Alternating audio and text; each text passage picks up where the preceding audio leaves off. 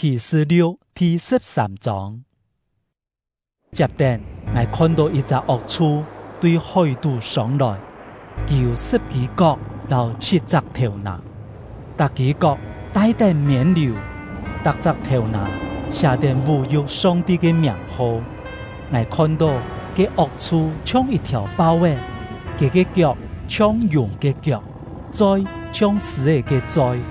惡龍將自家嘅能力、錯位和大權柄全部交俾這隻惡畜。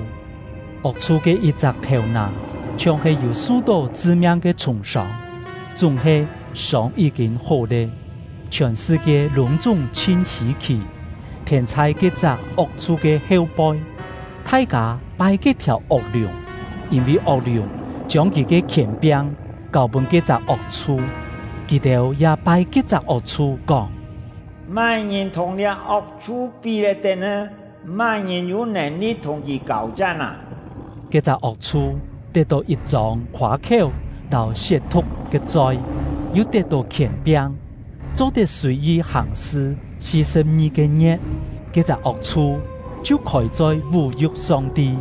褻瀆佢嘅名，留佢迄個所在，並所有迄在天堂嘅，又得到權柄，留聖徒作戰，贏過佢哋，也得到權柄，學知各民族、各種人、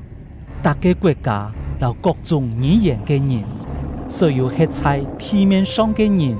佢哋嘅名在創造世界以前，無記載嘅本人慈禧嘅羔羊嘅生命冊地背嘅，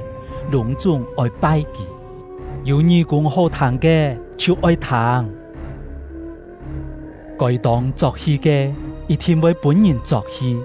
該當死在墮下嘅一定為死在墮下。所以聖徒愛有耐心和信心。我又看到有那麼一隻惡畜對天底下出來，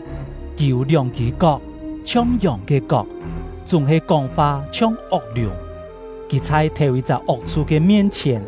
行頭一隻惡畜一切嘅權柄，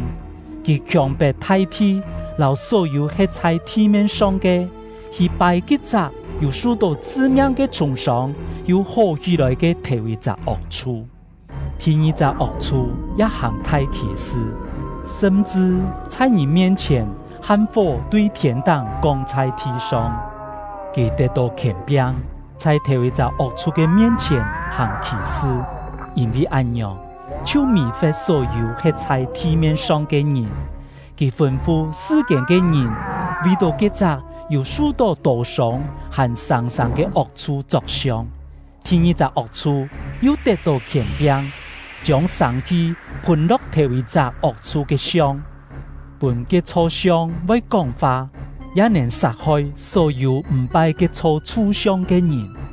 這隻惡畜又強迫所有嘅人，無論大小、貧賤、富貴、奴隸，也係自由人，在佢哋嘅優勢，也係額頭zem印嘅做記號。這記號